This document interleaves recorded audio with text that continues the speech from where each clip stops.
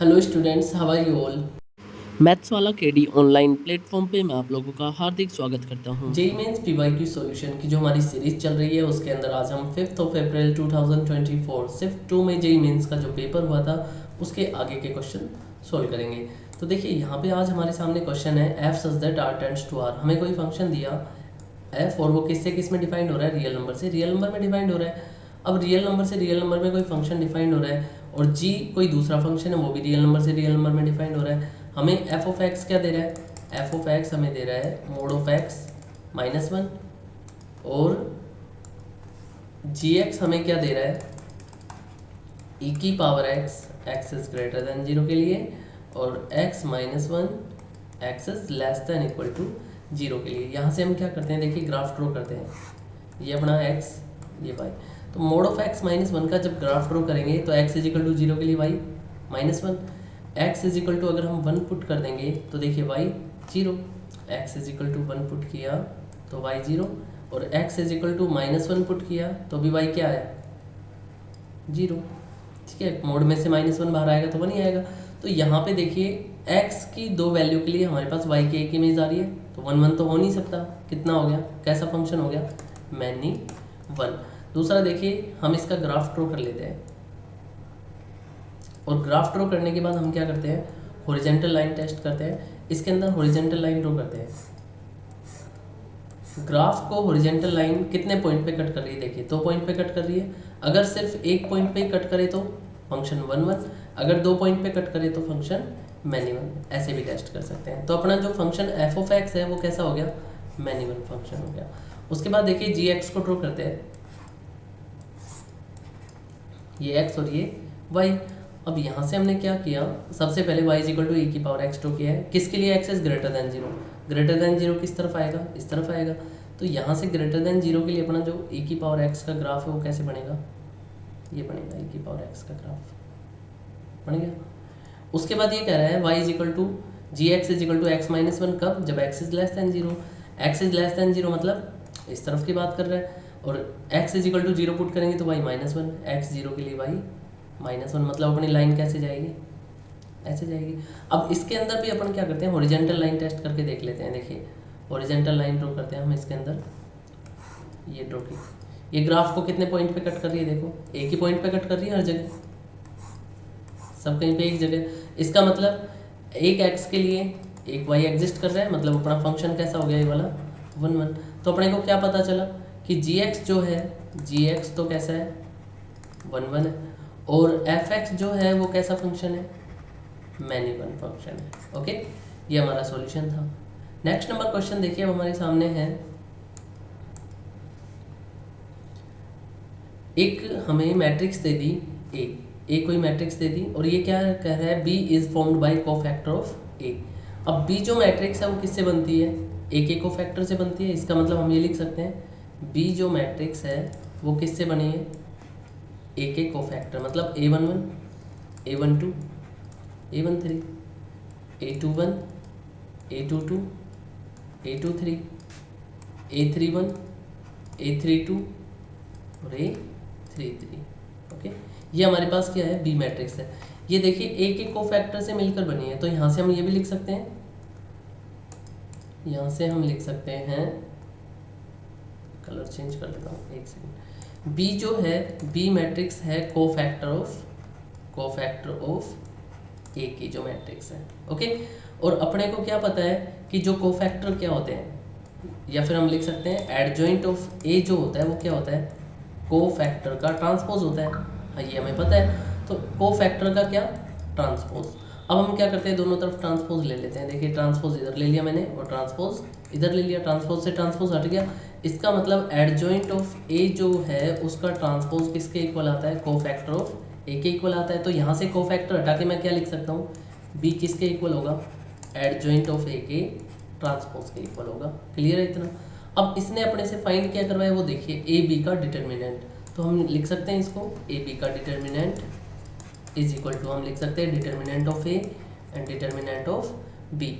अब determinant of B, B की value है हमारे पास, हम लिख देंगे डिटर्मिनेंट ऑफ ए, बी की जगह एडजॉइंट ऑफ ए का ट्रांसपोज और उसका डिटर्मिनेंट। ट्रांसपोज को बाहर लिख लेते हैं, determinant of A adjoint of A का होल ट्रांसपोज। ओके, अब ये हमें पता है कि एडजॉइंट ऑफ ए जो होता है, एडजॉइंट ऑफ ए जो होता है, ठीक है, मतलब कोई भी डिटर्मिनेंट है, और एडजॉइंट ऑफ ए का जो ट्रांसपोज होता है वो आपस में वैल्यू कैसी होती है, इक्वल होती है। तो अपने पास क्या आ जाएगा, ये डिटर्मिनेंट के लिए वैल्यू होती है, ध्यान रखना, डिटर्मिनेंट के लिए determinant of adjoint of A और determinant of adjoint of A का जो ट्रांसपोज है वो आपस में कैसा होता है, इक्वल होता है। तो हम यहाँ से ट्रांसपोज को हटा सकते हैं, अपने पास क्या आ गया, is equal to determinant of A और एडजॉइंट ऑफ ए, ठीक है, का डिटर्मिनेंट। अब हमें ये और पता होना चाहिए कि एडजॉइंट ऑफ ए का जो डिटर्मिनेंट होता है बच्चों वो किसके इक्वल होता है, डिटर्मिनेंट ऑफ ए, और ऑर्डर देखिएगा क्या है 3n-1, तो n कितना है 3 इज इक्वल टू क्या आएगा, डिटर्मिनेंट ऑफ ए का स्क्वायर, इज इक्वल टू हम क्या लिख सकते हैं, ए बी का जो मोड है वो किसके इक्वल आ जाएगा, ए बी का मोड अपने पास इक्वल आ जाएगा डिटर्मिनेंट ऑफ ए और डिटर्मिनेंट ऑफ ए का square is equal to determinant of A का क्यूब, इसके इक्वल आ गया। क्लियर है इतना। अब यहाँ से देखिए हम क्या करते हैं, इसको लिख लेते हैं ए को, ए अपने पास जो मैट्रिक्स है, ए मैट्रिक्स है हमारे पास, ए मैट्रिक्स, ए डिटर्मिनेंट लिख लेते हैं क्योंकि डिटर्मिनेंट की वैल्यू चाहिए। देखिए क्या है, alpha alpha alpha alpha alpha alpha, फिर है beta alpha minus beta, beta alpha minus beta, और उसके बाद है हमारे पास minus alpha alpha alpha, minus alpha alpha और अल्फा, ठीक है। क्या करेंगे हम यहाँ से, देखिए क्या करते हैं, ऑपरेशन लगा देते हैं, ऑपरेशन लगाएंगे तो R1 tends to R1 minus R2, जब R1 से R1 में चेंज करेंगे क्या करेंगे, R1 में से R2 R3 माइनस करते हैं, सॉरी R1 में से R3 माइनस करते हैं, तो डिटर्मिनेंट ऑफ ए क्या आता है, देखिए alpha minus minus alpha is equal to 2 alpha, alpha minus alpha 0, alpha minus alpha 0, 2 0 आ गए, हम इजीली इसको सोल्व कर लेंगे, बीटा अल्फा माइनस बीटा, फिर माइनस अल्फा अल्फा और अल्फा। अब इसको सिंप्लीफाई कर लेते हैं, देखिए क्या आता है हमारे पास, इज इक्वल टू 2 अल्फा, अपने पास क्या बच गया, अल्फा माइनस बीटा अल्फा और alpha is equal to, simplify करते हैं 2 अल्फा, देखिए alpha alpha alpha square minus alpha beta minus है तो ये क्या हो गया प्लस का अल्फा बीटा, ठीक है। ये हमारे पास किसकी वैल्यू आ गई, डिटर्मिनेंट ऑफ ए की वैल्यू आ गई। तो डिटर्मिनेंट ऑफ ए बी क्या था, इसका क्यूब था, तो 2 अल्फा और alpha square plus alpha beta इसका होल क्यूब। ओके, तो अपने पास क्या आ गया 8 अल्फा क्यूब और साथ में क्या चल रहा है alpha square plus alpha beta का होल क्यूब। ओके, देखिए यहाँ से अब क्या आता है अपने पास, अल्फा कॉमन आ जाएगा, क्यूब के साथ कॉमन आएगा तो क्या बचा 8 अल्फा 6 और बच क्या गया अल्फा प्लस बीटा का क्यूब, ही अपना आंसर है। नेक्स्ट नंबर क्वेश्चन देखिए अब हमारे सामने क्या है, नेक्स्ट नंबर क्वेश्चन है हमारे सामने ये रहा dy बाई डी एक्स। देखिए इसने हमें डिफरेंशियल इक्वेशन दे दी dy by d x plus 2x by 1 plus x square का whole square y is equal to x dot e की पावर 1/1 प्लस एक्स स्क्वायर। ये डिफरेंशियल इक्वेशन है, कौन सी डिफरेंशियल इक्वेशन है, लीनियर डिफरेंशियल इक्वेशन। और लीनियर डिफरेंशियल इक्वेशन की general form क्या होती है, dy by d x plus p x y is equal to q x. इससे कंपेयर करते हैं, देखिए हमें क्या मिलता है, पी एक्स की जो वैल्यू है हमें क्या मिलती है, P x is equal to हमें मिलता है 2x upon 1 plus x square का होल स्क्वायर, और Q x is equal to ये हमें मिलता है x डॉट ई की पावर 1/1 प्लस एक्स स्क्वायर। यहाँ से हम क्या निकाल सकते हैं, आई एफ निकाल सकते हैं, integral factor is equal to क्या होता है, इंटीग्रल फैक्टर अपना आ जाएगा ई की power integration p dot d x is equal to क्या आएगा, ई की पावर है ना, ई की पावर इंटीग्रेशन पी की value 2x upon 1 plus x square का whole square dot d x, इसको टी लेट कर लेते हैं। देखिए 1 plus x square is equal to t, क्या आएगा 2x d x is equal to d t. यहाँ से 2x dx की जगह हम वैल्यू पुट कर देते हैं, देखिए I F is equal to e की पावर इंटीग्रेशन 2x dx की जगह तो dt अपॉन में टी स्क्वायर। इसको हम ऊपर ले जाके क्या लिख लेंगे, ए की पावर इंटीग्रेशन टी की पावर -2 dt, और इसका इंटीग्रेशन क्या आ जाएगा अपने पास, इसका इंटीग्रेशन अपने पास हो जाएगा e की पावर टी की पावर -2 + 1 अपॉन में -2 + 1 इजिकल टू क्या बचेगा, e की पावर -1 अपॉन टी। इसको हम लिख सकते हैं e की पावर -1 अपॉन 1 + x²। ये हमारे पास किसकी वैल्यू आ गई, आई एफ की वैल्यू आ गई। अब देखिए आई एफ की वैल्यू आने के बाद हम क्या लिखेंगे, अब हमें सॉल्यूशन लिखना है। Then solution is y dot I F is equal to integration QX I F dot dx plus C. Value लिख दीजिए y डॉट आई एफ की वैल्यू e की पावर इंटीग्रेशन 1/1 + x²। और ये कैसा था, ये था अपने पास माइनस का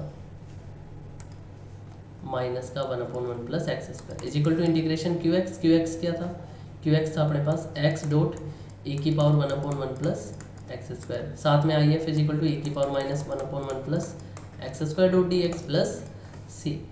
इंटीग्रेशन करते हैं, देखिए क्या आता है हमारे पास सॉल्यूशन, ये तो हट गए क्योंकि बेस सेम है, पावर ऐड होकर e की पावर 0 इज इक्वल टू 1। अपने पास क्या है y डॉट e की power -1/1 + x² is equal to x का इंटीग्रेशन x²/2 प्लस सी।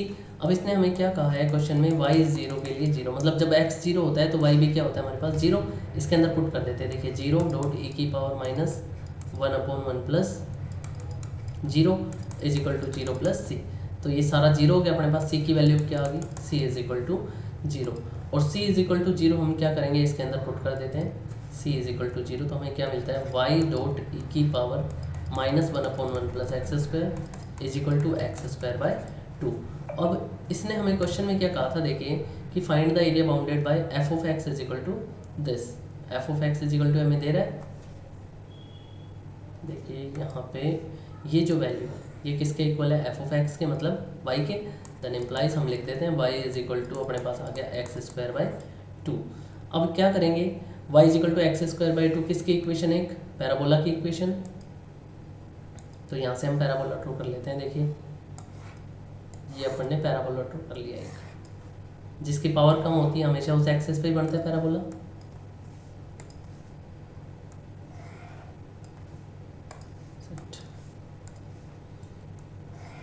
ये देखिए ये अपना पैराबोला हो गया y is equal to x²/2। दूसरा हमें क्या दिया था किस किस का इंटरसेक्शन था, y - x is equal to 4, ये लाइन होती y is equal to y - x is equal to 4। तो minus y is -x is equal to 4 -x उधर जाएगा तो क्या हो जाएगा 4 + x। अब ये लाइन देखिए कैसे जाएगी, x इज इक्वल टू 0 के लिए y4, x is equal to 0 के लिए y4, x0 y4, ठीक है, मतलब लाइन ऐसे जाएगी, ठीक है। अब यहाँ से अपन इसको थोड़ा सा ऐसे कर लेते हैं,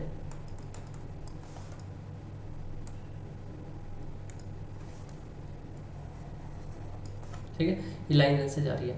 अब इसका अपने को इंटरसेक्टिंग पॉइंट चाहिए, किस किस का, पैराबोला का और लाइन का।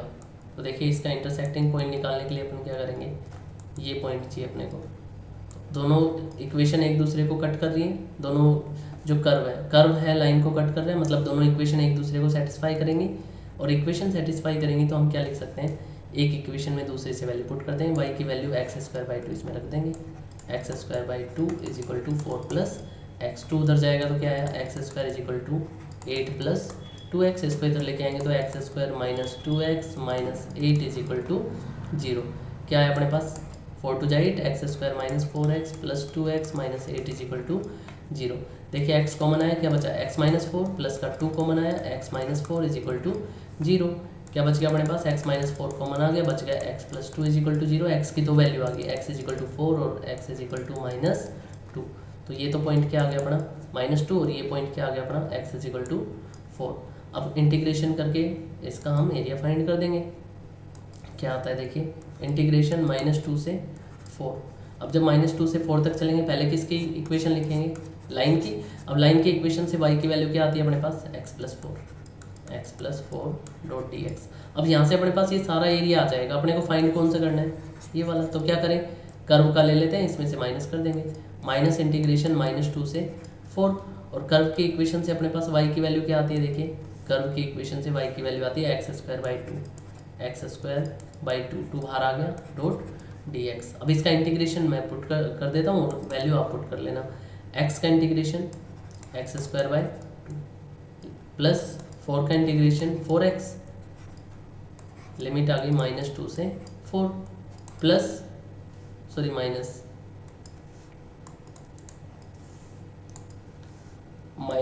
1/2 x² का इंटीग्रेशन x³ 3, लिमिट क्या आ गई -2 से 4।